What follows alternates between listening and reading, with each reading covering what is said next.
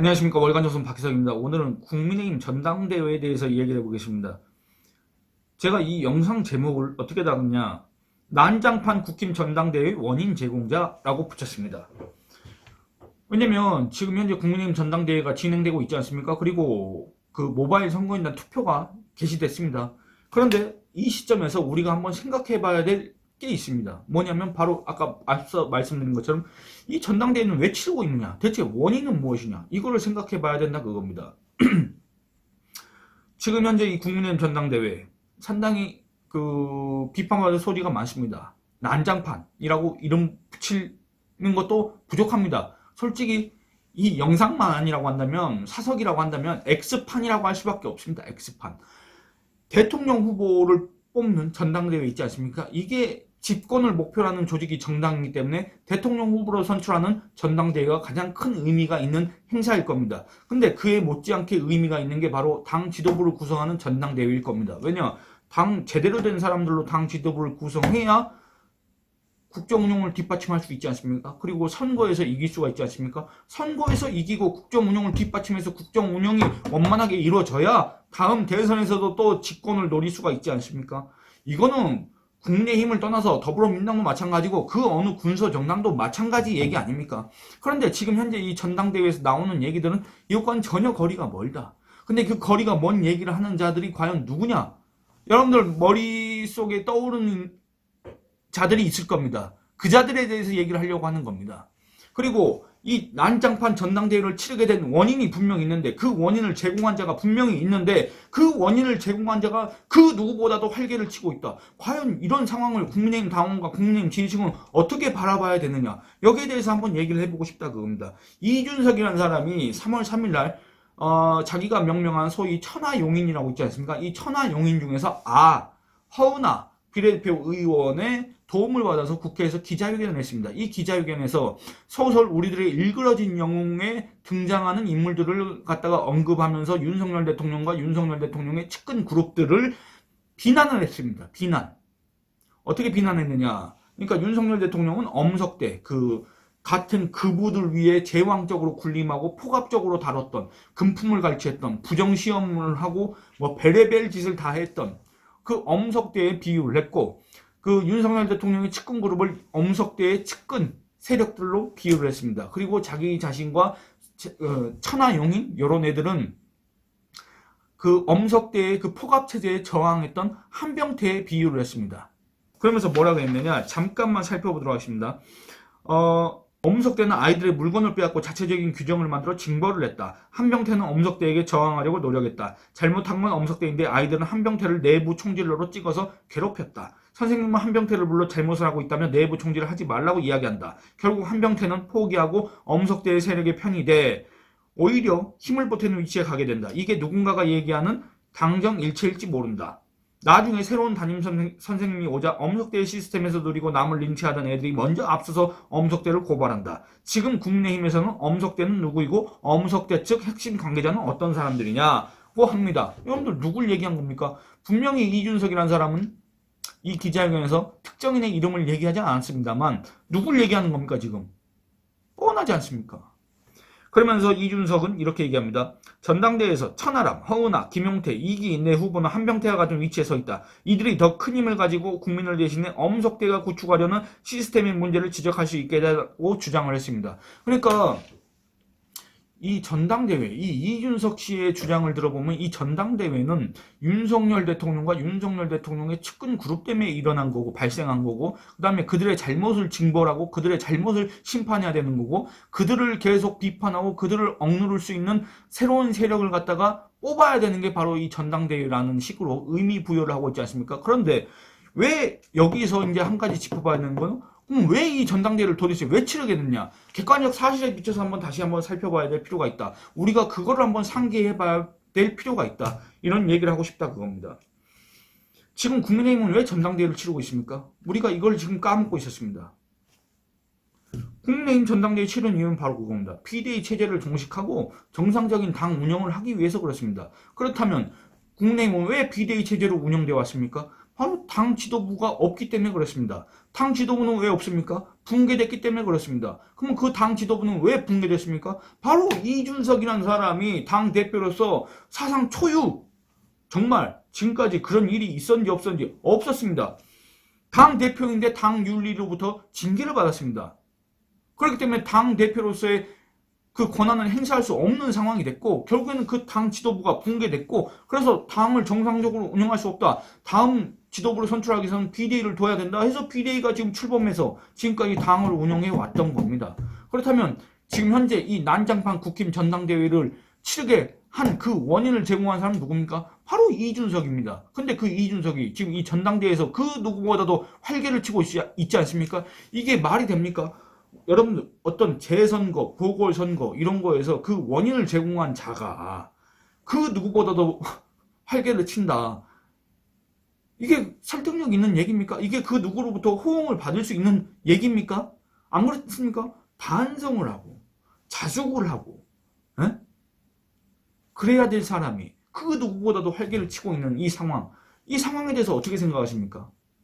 지금 근데 국힘 전당대회가 바로 이 판이다 그겁니다. 난장판이다 그겁니다. 난장판. 여러분들 그럼 여기서 또 한번 생각을 해봐야 될 게 있습니다. 그러면 이준석이라는 사람은 왜 징계를 받았습니까? 2022년 7월 8일 국민의힘 중앙당 윤리위원회는 성상납 의혹이 불거진 이후에 거기에 대응했던 이준석 씨의 언행과 태도, 이거를 문제 삼았습니다. 이걸 문제 삼아서 결국에는 당원권 정지 6개월이라는 징계를 했습니다. 그때 당시에 국민의힘 윤리위는 이준석 씨에 대해서 어떻게 했느냐, 윤리규칙 제4조 1항 당원은 예의를 지키고 사리에 맞게 행동하여야 하며 당의 명예를 실추시키거나 국민 정서와 동떨어진 언행을 해서는 안 된다는 규정을 어겼다고 하면서 이 징계를 내렸습니다. 당 대표, 당의 얼굴이지 않습니까? 당의 얼굴, 명목상의 얼굴이지 않습니까? 그런 자가 다른 것도 아니고 또 성상납 의혹? 이런 거에 지금 연루가 됐는데 그 성상납 의혹의 진위를 떠나서 그거에 대응하는 과정에서 자기의 측근을 또 내려보내고 무슨 7억 각서를 쓰고 이런 행동들, 이게 과연 당원들은 물론 당과는 아무런 상관이 없는 사람들이 봤을 때 이게 과연 어떤 의미로 받아들여질까? 이런 걸 한번 생각을 해봐야 되지 않습니까? 그래서 당시에 국내임 윤리위원회는 어떻게 얘기했느냐, 이준석 본인 및 당 전체에 미칠 영향, 당대표와 김천근 당대표 정무실장 간 업무상 지휘관계, 관련자들의 소명 내용과 녹취록, 언론에 공개된 각종 사실 자료 및 정무실장 지휘에 있는 김천근 본인의 일이 아님에도 7억 원이라는 거액의 투자 유치 약속 증서 작성을 단독으로 결정했다고 믿기 어려운 점 등을 종합적으로 고려했을 때 이준석 당원의 소명을 믿기 어렵다고 판단했다. 이겁니다. 이준석은 이렇게 해가지고 1차 징계를 받았습니다. 그리고 8월 13일 날 흑화하겠다고 했지 않습니까? 8월 13일 날 기자회견을 통해서 윤석열 대통령을 비난했습니다. 양두구육을 했다고 고백을 했습니다. 주장을 했습니다. 그 말은 뭔 말입니까? 윤석열 대통령 사실은 계곡인데 양 대가리를 자기가 흔들어가지고 아주 이게 좋은 후보다, 좋은 대통령 깝니다. 그 누구보다도 열심히 발이 부르트도록 목이 쉬도록 외치고 다녔다고 했습니다. 그럼 이 말은 뭔 말입니까? 정권 교체를 택한 국민들, 윤석열 후보를 찍은 국민들, 지금도 윤석열 대통령을 지지하는 국민들, 이 국민들을 완전 개돼지로 취급한 발언 아니겠습니까? 그리고 자기 자당이 선출한 대통령을 갖다가 개고기? 양 대가리? 개고기? 이런 식으로 비유하는 게 과연 여러분들 적절한 겁니까? 그렇지 않습니까? 이준석은 그 비유 하나 가지고 물고 뜯고 별짓을 다 한다는 식으로 반발을 했습니다만, 여러분들 이게 가당키는 한 일입니까? 안 그렇습니까? 그러다 보니까 결국에는 대통령을 지원해야 될 의무가 있는 당의 대표였다는 자가 공개적으로 이 같은 표현을 써가면서 자당을 공격하고 자당이 배출한 대통령을 공격하고, 이게 내부 총질 정도가 아니지 않습니까? 그러다 보니까 결국 국민의힘 윤리위원회는 2022년 10월 7일 또 이준석에 대해서 당원권 정지 1년이라는 추가 징계, 그러니까 도합 당원권 정지 1년 6개월이라는 징계를 내리게 됐다 그겁니다. 이 추가 징계와 지금의 전당대회는 직접적으로 인과관계가 성립되진 않지만 어쨌든 지금까지 살핀 이준석의 행동, 성상납 의혹을 떠나서 거기에 대응하는 이준석의 언행, 그 다음에 그 이후에 이준석의 흑화, 이런 것들을 고려했을 때 그리고 그에 대한 당 윤리위의 판단, 사상 초유의 당 대표 징계 이후에도 그치지 않은 내부 총질, 난사, 말폭탄 투하 이런 것들, 급기야 자기 때문에 치르게 된 이 국민의힘 전당대회에서 소위 친 이준석 대리인을 앞세워가지고 또 내뱉는 그 말폭탄, 내부 총질 이런 걸 봤을 때 그 이준석이라는 사람 때문에, 그 이준석이 내세운 천하 용인 때문에 지금 국민의힘 전당대회가 난장판이 된 거 아니겠습니까? 이렇게 생각하는 국민들이 많을 겁니다. 이렇게 생각하는 당원과 지지층이 많을 겁니다. 당 대표 호소인, 자칭 중량급, 체급이 큰 정치인 이준석과 그 대리인들은 왜 지금 윤핵관을 계속 운운하고 있습니까? 전당대회에서. 대체 윤핵관이 뭡니까? 아니, 그러니까 윤석열 대통령 측근 세력들이 대체 무슨 전횡을 저질렀느냐 그겁니다. 대체 무슨 잘못을 저질렀느냐 그겁니다. 제발 뭐 정확하게 명확하게 얘기를 하고 그 근거를 제시했으면 좋겠다 그겁니다. 대체 그들이 뭔 불법을 저질렀습니까? 무슨 농단을 했습니까? 뭔 전횡을 저질렀습니까? 그저 돌림노래처럼 윤핵관 운운하면서 날려버리겠다고 하고 있는데 대체 그 이유는 뭐냐? 아니, 뭔 주장을 하려면 근거가 있어야 될 거 아닙니까? 대체 윤핵관이 무슨 잘못을 저질렀는지, 그들을 왜 날려야 되는지 국민에게 설명하지도 않고 어떤 설득력 있는 근거도 제시하지 못하고 그저 그들이 이준석 혁신체제에서 공천받지 못할까봐, 생존하지 못할까봐 이준석을 날리고 당을 장악했다는 식으로 그렇게 비난만 하고 있으면, 그런 주장만 하고 있으면 대체 그 주장이 설득력이 있겠습니까? 이 사람들이 만약에 대통령 측근 그룹이란 이유로 사익을 앞세워서 공익을 침해했을 때, 당의 어떤 정당한 정상적인 운영을 방해했을 때, 그리고 당의 어떤 집권을 갖다가 총선 승리 내지는 집권을 갖다가 저해했을 때, 그때는 비판받을 수 있겠지만 지금까지 그러니까 윤핵관이 그걸 뭘 했냐 그겁니다. 하나라도 얘기를 해봐야지. 그저 윤핵관 말만 하면 윤핵관, 틈만 나면 윤핵관, 언론 매체 인터뷰에서 맨날 윤핵관 없으면 대체 어떻게 살라고 그랬습니까?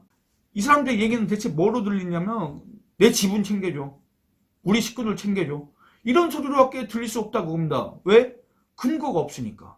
이들이 얘기하는 윤핵관 비판에 근거가 없기 때문에 그저 그런 얘기로밖에, 국민의힘은 내 당인데 내가 장악해야 되는데 왜 너네가 장악해? 이런 소리로밖에 안 들린다 그겁니다. 그러니까 이런 소리만 해대고 있으니 국민의힘 전당대회가 제대로 굴러갈 수 있겠느냐 그겁니다. 이런 설득력 없는 주장을 대체 우리 국민들이, 국민의힘 당원과 지지층이 언제까지 들어야 되느냐 그겁니다. 물론 결과를 미리 예측하자면 그런 얘기, 이준석과 그 대리인들의 얘기를 들을 날은 얼마 안 남았다, 이렇게 얘기할 수가 있겠습니다만, 이준석이 천찍자땡이라고 홍보했던 천하람 지지율 별로입니다.